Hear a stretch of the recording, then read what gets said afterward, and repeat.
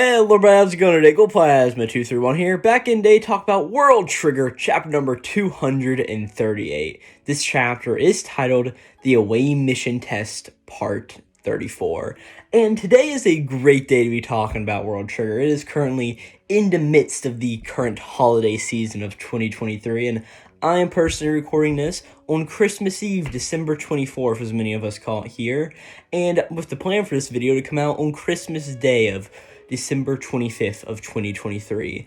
And even if you don't even celebrate the Christmas holiday, I just want to say happy holidays to everybody out there. Today I'm armed with my World Trigger Volume 24 for the reference tables of all of the names in this volume, or in this chapter, and my computer in front of me running an amazing World Trigger chapter. We can just talk about and break down all of the cool things that are going on in it. So, again, just happy holidays to all, and I'm hoping you guys are all having a great and amazing day.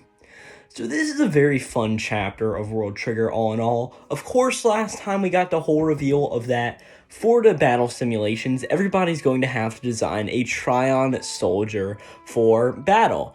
And we pretty much saw that Mikumo Squad, or Suicide Squad 7, got the whole data brief for the special assignment here earlier this day in chapter 237, and that is where we start off this one in chapter 238, is with the entire team of Suicide Squad 7 looking at the Trion Soldier Maker application. And my favorite part about this is that it is Trion Soldier Maker version 1.05, showing that, yeah, the development team at Borders definitely had a little bit to do with refining this thing. While it is very good and working, it isn't quite perfect, so I want to see where that sort of comes in later in this volume and chapter, and the next chapters going forward, seeing like, oh hey, here's what's going on with this Trion Maker stuff. Like, it's a little buggy. That'd be pretty fun to see. But we pretty much start off with Mikumo just going like, hey, I've got the software open, right? And we see that Yui's just like, man, that's nice. It looks nice and simple at a glance. And even Oki remarks like, man, that's some clean UI design. Like, the Border HQ really did some specs up here, right? But Katori makes a note of just saying that, like, hey, we should probably just dive in and throw in whatever we want to together, right? But Sue is just like, yeah, that would probably be the fastest option. So everybody's just like, all right, got it, we understand. And Mikumo sort of looks through everything, and he's just like, all right, so we've got size, and we also have leg settings. And he's thinking, okay, size-wise, a 3 is a bit bigger than a person, and we sort of see a reference chart here where a 1 is the size of about up to a person's kneecap, 2's about to the middle of their chest, and 3 is a bit taller than a person, 4 is, of course, taller than that, and then 5 is just ginormous, right? And Mikumo eventually decides to go for 3 on his size scale and press it. And he's like, all right, so I want to make a Trion Soldier a bit bigger than a human. He's like, all right, I also want to make it bipedal, so he does that. And as he does this, a visualizer pops up on the screen where it's got the outside of a Trion Soldier skeleton pretty much all listed out there, with like the legs and pretty much a bipedal humanoid Trion Soldier, right? And Mikumo looks and he's like, okay, seeing the skeleton and the guts on this thing, that's pretty gross to see. Like, oh my goodness, what's going on here? So it's like, all right, what's next in this thing? And we see that the next section, because of course section 1 was body settings, and section 2 is armor and customization. So he says, all right, so what's going on here? And we see that the armor's like, so select an armor density from 1 weakest to 5 strongest. And he does that, and he said, all right, I'll set it to 5, so right in the middle. And as he does this, all of a sudden, the program automatically adds the exoskeleton onto his Trion Soldier. As we see, it sort of has like the 7 border emblem on its side, pretty much saying, like, okay, yes, this is from Suicide Squad 7. And as Osamu just keeps looking at it, we also see at the top of the unit durability, and this unit durability is 480 at the second. We'll get more into that as the chapter goes on. And Osamu's like, all right, now this thing's looking more familiar, and he's like, what about that custom thing? Like, what can we customize about it? And Yui pretty much brings this up as she presses the custom button, and she says, well, if the custom button, you can grab the armor and yank it around. So she says it likes you divide up body parts and delete some and so on, as we sort of see that she's playing with hers, and there's a few different settings on it, like a distort, delete, divide, and add setting, and she pretty much goes onto the distort setting and is pretty much pulling up the top of the Trion Soldier's head and pretty much gives it some kitty ears, right? And so she's very much like, oh man, that's pretty cool. Because of course, yes, Yui is like a cat. We all know this. Oki's also messed around with it, and he just takes a look. He's like, man, we could really mess with all of these settings. Is like they're tinkering like with the bone structure and everything, right? And we see that he pretty much makes like a very big spine, so it's just standing up tall. And he's like, man, it isn't really hard at all to make anything something like very goofy looking here, because yeah, this is a very goofy looking Trion Soldier. He's messing around. But Katori eventually just cuts him off. He's like, hey, Oki, goofy isn't the point. And Oki's just like, all right, hey, I won't mind getting a few laughs in here, isn't that right? But we now see Sua is going on to another section, which is section 3 of the Maker, which is the stat value section. And he pretty much makes a note of, man, it looks like a lot of the normal battle sim stuff. And he's like, except you can assign the stats however you want. So that's pretty much interesting to know, is because like all of the characters like Osamu, Katori, Sue, and all of them, they all have their stats. Like Osamu's a really low Trion level and vice versa. All of the interesting things like that. But the Trion Soldiers, they can all fluctuate that and make it however they want. So that's pretty cool. And Osamu's just like, yeah, and raising the stats also raises the overall creation cost, right? But Katori's also just like, but some stats have already have values assigned from the start though. And she's like, but what's up with that? As we sort of see that her Trion Soldier that she's been making, or I don't know if it's Osamu's, whoever it is on the screen, we sort of just get a few looks like, so there's action tokens, there's attack, defense, evasion, support, and dexterity. The Trion Soldiers on screen has a -1 to action tokens, a 1 to attack, and a 1 to defense, and also a 1 to evasion. But for support and dexterity, it has 2 zeros, right? So that's what Katori's talking about whenever she says, like, hey, some sets already have high values assigned from the start. Like, what's up with that? That's what she means by that. And Yui just says, like, well, it seems like the leg type you chose can grant a stat bonus, right? Because, of course, that is the bipedal design, right? And Sue says, all right, so different legs are subtly geared toward different builds. This is sort of interesting.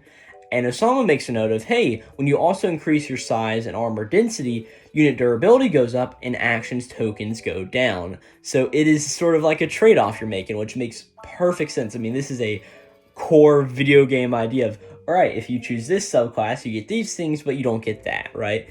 It's just such a brilliant thing Dashar is doing here.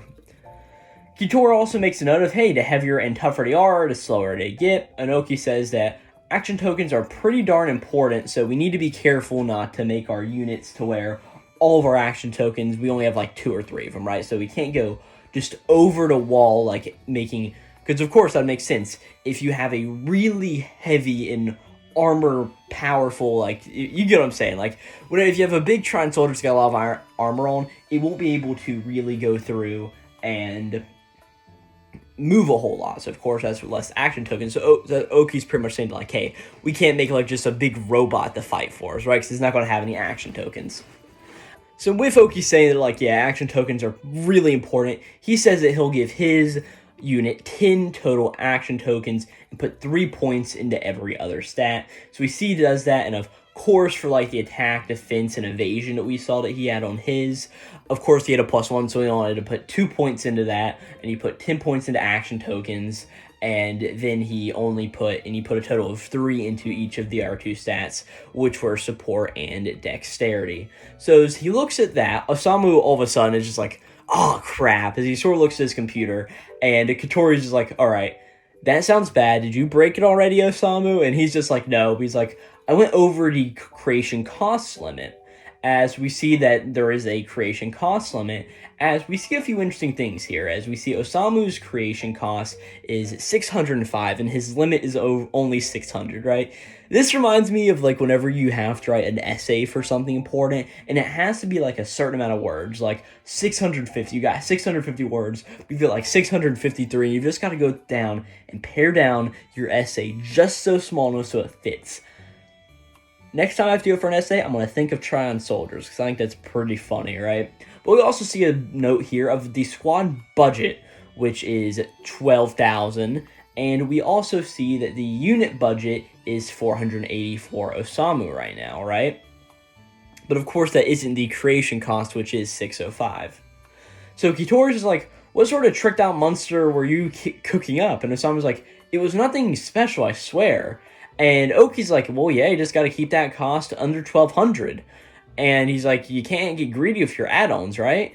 And Katori's just like, what are you talking about? It's 1080, right? Isn't that what it is? And Ui's just like, well, my limit's only 600. And Osamu's like, yeah, it's only 600 for me too. And we also see that Suo pops up and says that his is also 1080.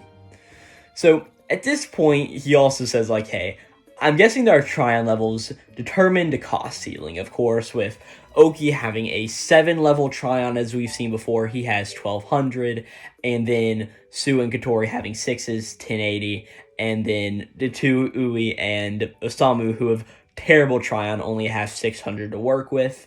And the way it sort of seems is that everybody gets 1,200 or 120 for each level you go up. Because, of course, you would start out at 600 for level 2. And if you added 480 to that, which is 4 times 120, that'd get you up to 1080, which, of course, is what the level 6s have. And add another 120 to that, that's 1,200. So that would make a whole lot of sense, is that each level up they get 1,200. Which, I forget what Chica has for her trion number that's her associated with her. It's probably a 10, which means that she would have about 1,500 to work with, or even more depending. But to this, Katori's just freaking out. She's like, oh, give me a break. You know what that means, right? As she's pretty much like, big shots like Ninamiya Squad are going to be stomping around with ultra powerful mechs like a main character would use. And she says, well, we're stuck with wimpy mass production models. As we sort of see just an image here of like the Ninamiya big shots having Gundams and everybody else having, I guess, another fighter brand in Japan, which is called Zamu. I'm guessing this is just like a knockoff Gundam sort of deal, but that joke just doesn't really translate as well as it probably does it in Japan. And of course, Oki even points out like, yeah, Katori's creation is going to be super overpowered. And Katori, of course, the min-max gamer over here, is just like, give me a break. Like I can't stand this. Like, come on, what's going on here? But Su is pretty much just like, all right, calm down, Katori. Everything's fine. As he says, like, hey, look down below creation costs and see that squad budget number. And everybody's like, yeah, it says 12,000. And Su is just like, now, I can't be totally sure until we get the rule set for the special battle sims today, but I'm betting that this number tells us how many units we can use in a single match. And Yui starts to pipe up and just says, like, all right, so we'll throw a bunch of units that we've each made into the battle, and the combined total has to come in under 1,200 or 12,000. And Osamu's like, all right, that makes sense. Meaning that if you use more Trion soldiers that are costly, you can't use as many. As we sort of get the idea that, okay, if all of these Gundam robots are costing 3,000 that Ninamiya Squad are making, and all of these Zamu robots that all of the other squads are making are only worth 1,000, that 12,000 budget is going to really come into play, because Ninamiya Squad is only going to be able to have 4 really big robots out, while everybody else is going to be able to have 12 smaller but still powerful robots out at the same time. And Oki's like, alright, so that makes sense. It's a lot more fair that way. So if you make big monsters, you get less of them, but they're really powerful. And if you make weaker ones, you get a whole lot of them, but of course, they're weak. But Katori then just says, like, okay, yeah, but that makes sense. But, like, what if their budget is over, like, 30k or something? And to this, Su is just like, okay, hey, that's not a chance at all, right? Like, that's not happening. The people at Border HQ know what they're doing, and they would not let that slide at all, right? As Ui's just like, all right, Mikumo, let's show them how tough our mass production models can be, right? And Osamu's like, all right, strengthen numbers then. And of course, if they only have the highest limit of 600, yeah, they could make a lot of really powerful, like, okay, just like 600 or 12,000 divided by 600, or if I could type, yeah, that's 20. They could have 20 robots down the battlefield at once. So that would be really good for both Yui and Osamu. But of course, with the rest of the squad, they can still have a lot of robots, right? As we eventually see that Suwa is now going on to the next stage of the Trion Maker, at which we see Section 4 is Sensors. As he's on this, and he's like, all right, the next session is all about sensors. Oh, would you look at that, right?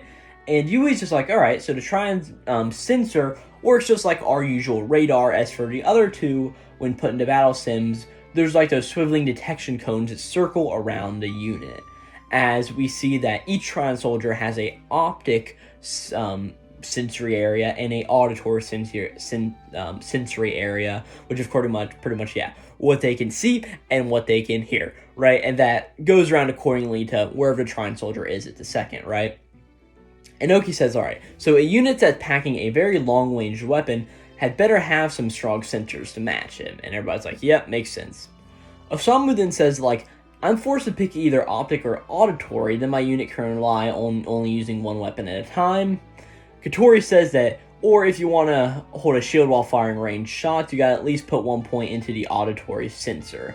As you just take a look at that, and as Katori just looks, she's like, alright, with everything it says, like, all the data is shared between units. So she says, like, alright, so at least for a radar, we might as well make some radar specialists and leave the job them alone. As we pretty much get the idea, alright, of course, they're going to be able to make some like, some really low-cost models that, like, cost 20 Trion, or 20 of their budget to be able to go scout around and get data to send to their Trion soldiers, so it'll be like a big information network.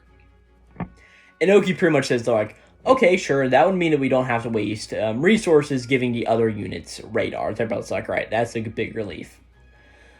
And Ui just says, like, alright, then how about I create the radar bot then? It's bound to be a cheap one, and if I create it, we don't have to worry about my ceiling here, right? And, of course, everybody's like, alright, that makes perfect sense, so you take it on. And it finally seems like, alright, last up is weapons and skills, and, of course, this is section 5 on the creator.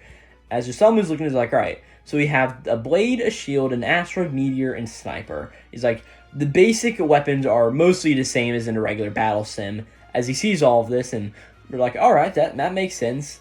As Oki's like, alright, but here's a different part. There's only 8 skills this time, which makes it a lot easier to remember what you can have.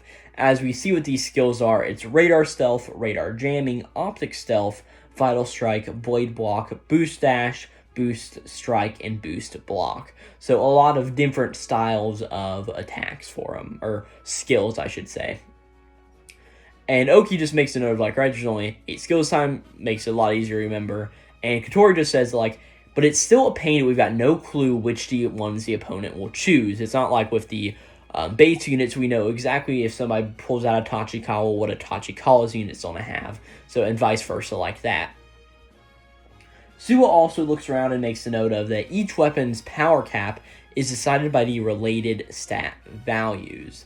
As he's pretty much taking a look, and this is just like a lot of jargon, as we've seen that he's looking at a blade, an asteroid, and a sniper, which each have a total level of 10, and you can disperse that however you want. So, like, you can put a lot of points into attack, a lot of points into range or ammo. So you've got those three statistics for the gunning triggers, and then for a blade you just have attack and range, and that only has 7 points, and the level cap is 11. So it's a lot more of a more in-depth look there, not something that really gets explained too much, right?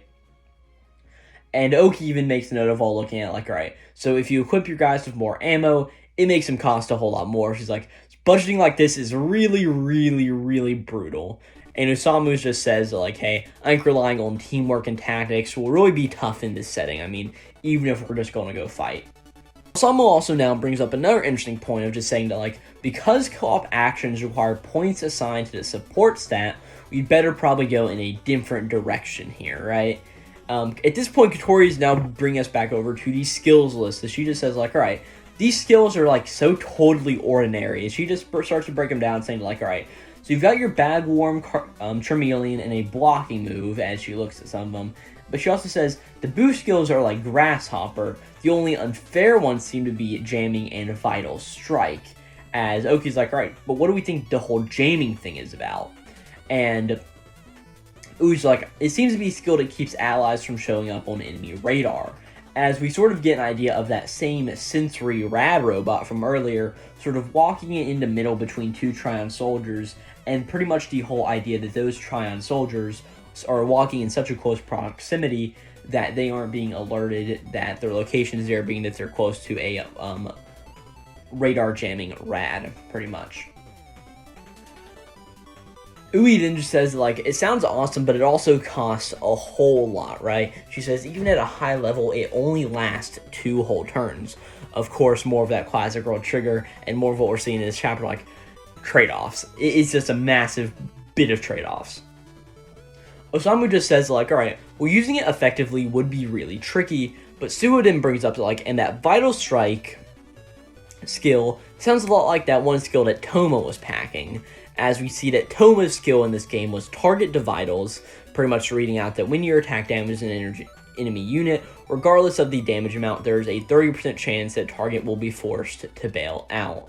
So that would make a lot of sense, pretty much saying, like, alright, if you attack, regardless of damage, you maybe have to bail out. And yeah, that'd be a pretty powerful skill if it's a 30% chance. I mean, that's a good deal. Like, that's a 1 in 3 chance that, yeah, you're not going to be in a battle anymore if this one unit attacks you. But Katori then looks and just says, alright, well, in this case, this version is way crappier. Even when you pump it up to max level, it only procs 10% of the time, which, okay, yeah, that's not as good as a 1 in 3 chance. A 1 in 10 chance is a lot worse.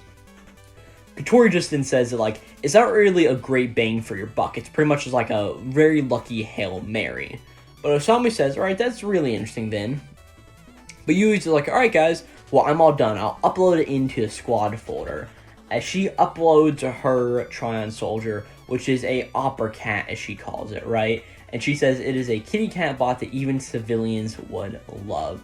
As Oki's like, oh my gosh, look at it, so cute right there. And Katori even makes the note of, like, man, it's stripped down to nothing but radar on legs. That's nice and clean. As we see all of its stats, its Trion cost is 184, so not really big. Unit durability is 72. Size is 1, movement type is a quadruped. Armor density is 1. It has 5 action tokens, 1s in everything, and then a 3 in evasion. 15 on Trion sensor, and then nothing else, right? Like, that is all it really has.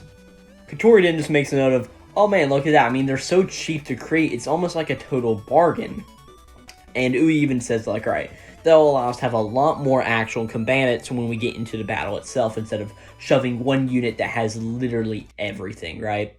But then Oki just says, like, oh man, after seeing yours, Ui, I almost want to create a really cute one myself too, right? But then Katori's like, alright, shut up, Oki. Stop obsessing over how your Trion Soldier looks here, right? But Osamu then just starts looking at his Trion creation that he's created. And he's looking at it, and he's like, alright, I've given given my really tight cost ceiling of about 600, I can only create a relatively weak unit. As we see, as he's still looking here, his cost is still 2 over 600 at 602. And he's looking over it, and he's like, will a loadout with Ray Gust even make this tougher for me? As he's just looking around, Suwa all of a sudden on his computer gets the whole special battle simulation exercise rules. And he's like, oh, we got something big incoming here, squad. As he's like, look at that, it's this rules for the special battle sims. As everybody's like, alright, let's check them out. And I love Katori's response of, man, they wasted no time, huh? Like, they gave us the software, and now we gotta do this. Like, man, they're really stretching us thin here. But at this point, we cut over to Utagawa Squad 1 to sort of see how they're doing. As we see that they also just got the rules, so this is pretty much just switching over right in the exact timeline. As Utagawa says to the squad, of course, he's like, alright, let's go over these rules in massive detail here. And he's like, alright, first off, the map and the control should be similar to the battle sims up through yesterday, so everybody should really know what they're doing. And we see that Yuma here, he's also, because of course he's in Utagawa Squad 1, he's like, alright, that is a massive relief, right? And let's see, opening up volume 24, Kotoe, or no, that's not Kotoe, Kotaro Tomoe, that's right. We see that Kotaro's just like, well, it looks like we were right, the army we deploy has a maximum cost of 12,000, which is saying that that is the same for every squad, as we get the full readout of the rules here, but they go over most of them, so I'm not going to really go over them, but yes, that is a big deal. That is, the whole budget is at 1,200. Another big important deal is that multiples of the same unit may be deployed, but each squad member individual creation must be used in every match, at least one of each unit, right? And Utagawa even mentions that in the next pound of saying, like, man, everybody's gonna contribute at least one unit. That's such a drag, isn't that right, man? But Utagawa just says, like, the biggest difference between this and the previous battle sims is the scoring. And he says, the points awarded at the match are the creation costs, right? And Yuma's like, alright, so beating a strong Trion soldier earns you more points. As we get the whole idea, alright, if you defeat a 500 Trion cost soldier, you get 500 points. If you destroy a 1200 Trion soldier, you get 1200 points, right? So incentivizing you to kill all of the big guys instead of all of the small guys, right? And Utagawa just says, like, alright, so up till now, we've only been able to get a single point per kill no matter how powerful or wimpy the opposing person was, right? And Katori's like, well, it seems like a lot more fair, so if we're able to defeat a really strong one, we get a lot of really powerful deals, right? But also the operator Shiki's sitting here, and she's just like, but the high value units will be really, really strong. And she's like, think about Chika Amatori, for instance, right? And I love Yuma's just answer here. She's like, yeah, true enough. Yeah, you got it. That's pretty true, right? But, of course, Utagawa just says, like, here's the thing. Amatori's avatars had a practical weakness, but she might be able to overcome it in these settings. Because, of course, Chika's whole deal is that she had a very big lack of action tokens. So, pretty much Utagawa's like, if she makes something that's really big and really strong, yeah, it may be really tough for us to figure out how to beat this thing. But he pretty much says, like, alright, so taking that into account, I'd like to iron out our overall approach to these battle sims. And Utagawa just is like, alright, well, since we've got no idea what sort of units the others will cook up, how can we even form a decent strategy? And Shiki, the operator, was like, I mean, the limits are limitless in what approaches you could have to these tactics, so we can never hope to predict the opponent's strategy to a T. But Katori just says, like, well, actually, as Utagawa's like, alright, spit it out already, come on, you can say it. And Kotaro then is just like, well, I'd like to hear what Yuma thinks about this. And Yuma's like, okay, well, I think we can talk about this, as Kotaro just continues on just saying, like, alright, well, Yuma's battle input has been extremely valuable through everything we've done so far. And Utagawa's like, yeah, I gotta admit, he's got some really decent skills. Like, it's core of like a conundrum in a way. Like, how is he so good? But Yuma's like, oh man, you guys are fine. Like, you've all contributed plenty enough, right? But both Utagawa and Kotaro are just like, alright, hey, you can cut the crap, right? And I do love Kotaro's response of just being like, Yuma, I'm sorry, I didn't mean to put you on a spot like that. But as Yuma's just sitting here thinking, he's just like, well, it'd be pretty suspicious for just an ordinary Japanese boy to know the ins and outs of all of these Trion soldiers, right? So as he's thinking about this, Utagawa just looks at Yuma and he's like, well, let's see, Tamakoma has gone on a lot of away missions, and since you work with Usami, I bet you're knowledgeable about Trion soldiers. And we sort of just see that Yuma just sort of thinks like, alright, that's a good enough excuse, right? As he's just like, alright, sure, yeah, we'll just go for that. And he's like, so I'll fill you on of just what I've learned from Shiori then. Like, definitely just saying, like, yeah, totally, I learned it from her. This totally isn't my knowledge of, like, dying in the neighborhood, being revived in the neighborhood, fighting in the neighborhood, and just all of those things, right?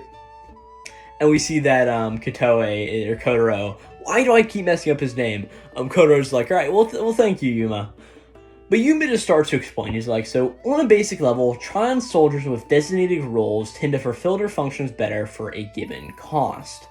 He says that the ones loaded up with a lot of abilities inevitably end up costing more, and deploying groups of them is tactical to tone down the special features and opt for teamworks instead of tactics. As we sort of take a look at all of this, and we get a lot of flashbacks to the big neighbor invasion. And of course, the rabbits, which were a very big specialized Trion soldier unit, obviously cost a lot more for Aftercrater to make and put out into production.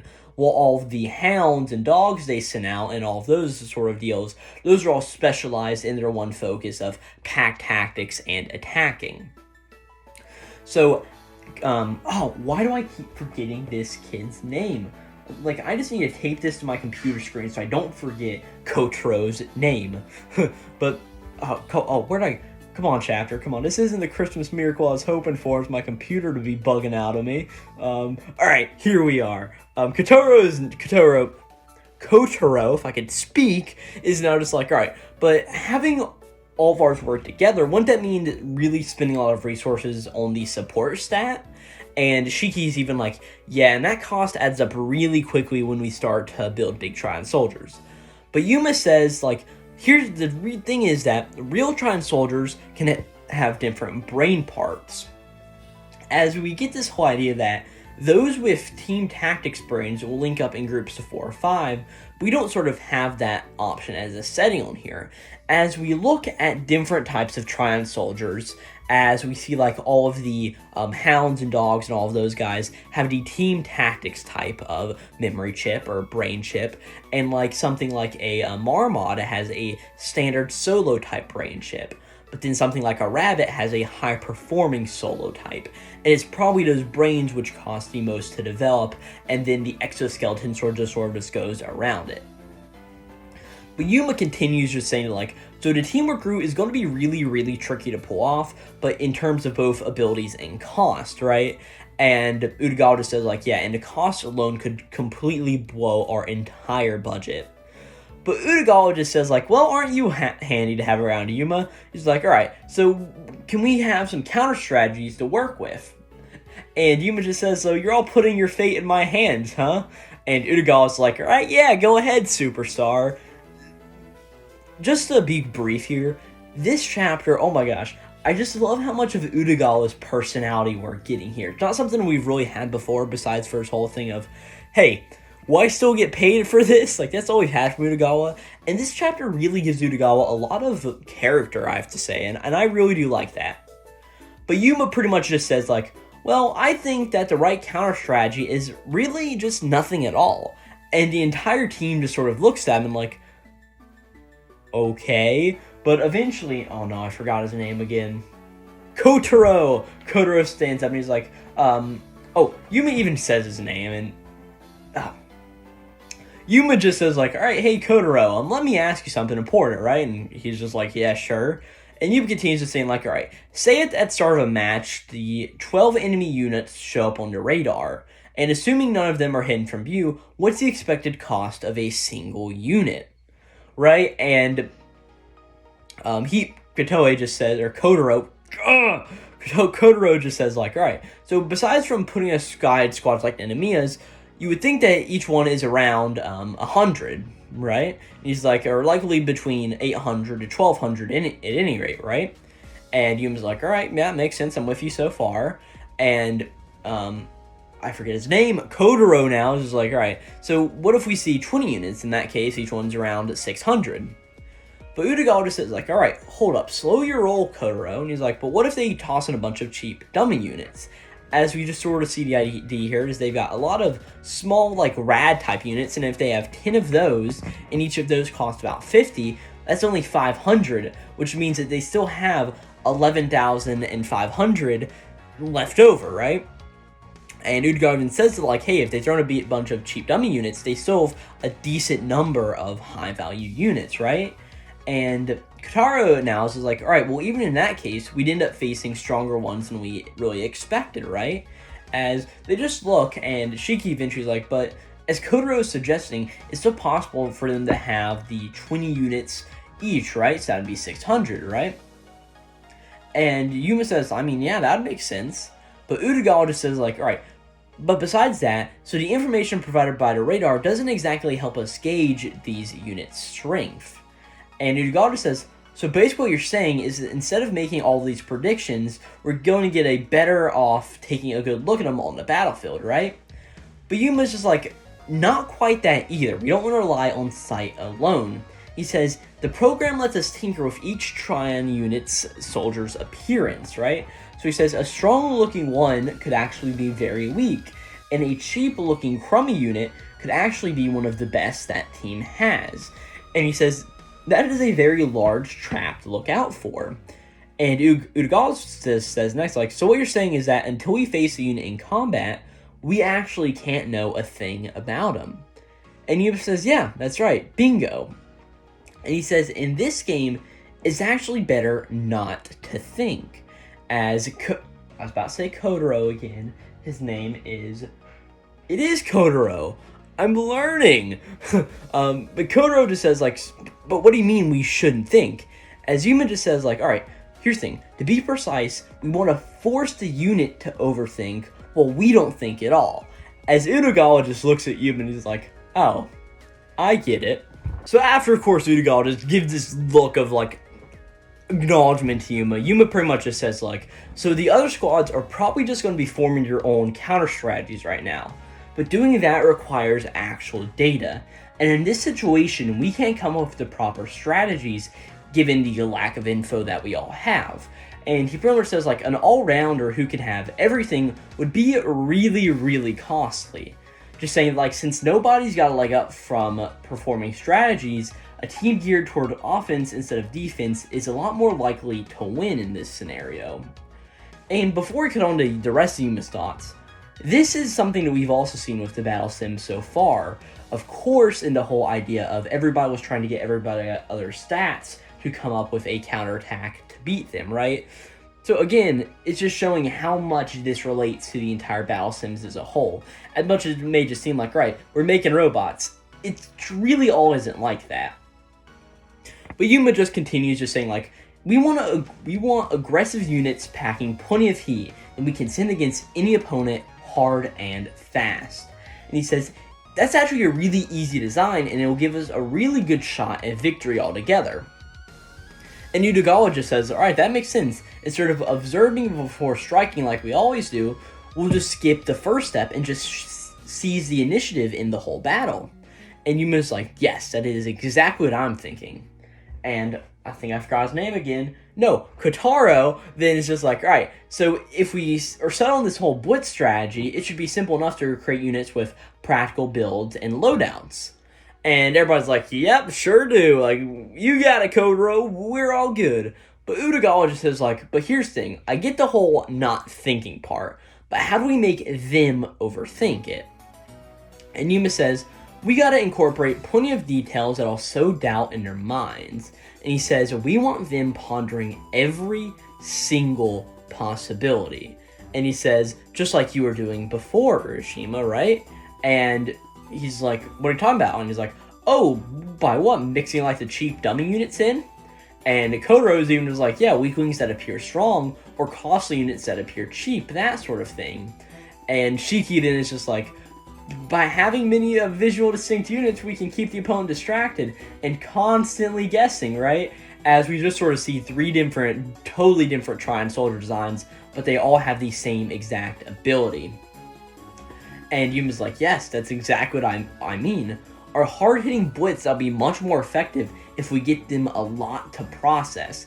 And since everyone we're facing went through the same battle sims up until now, unless they explicitly decide not to form a counter strategy, they'll have a hard time ignoring the visual and audible data we're giving to them, as the entire Utagawa Squad 1 team just sort of looks at everybody and is like, yeah, we can do this. As Utagawa just says, alright team, this is great. So now we need some solid offensive units for this whole blitz strategy, and a bunch of ideas to keep the opponent confused.